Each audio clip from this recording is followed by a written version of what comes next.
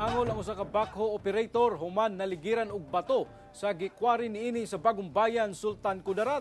Ani ang report ni Justone Humamil.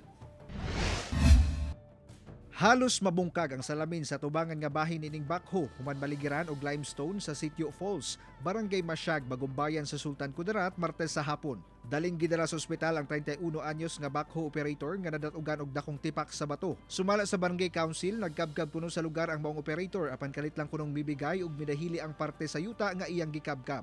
Ang gitudlong hinungdan sa maong rock slide ang sagunsong mga pag-ulan sa lugar. That time po ongoing yung quarry dun sa area, nagkataon sir na bumigay yung nasa itaas na portion na kaya yun nangyari yung insidente na yun. Hinuon na nasuluwas nga kahimtang karon ang 31 anyos nga backhoe operator nga giilang si Glenmark Saluma nga nakaangkon og minor injury sa iyang mga braso.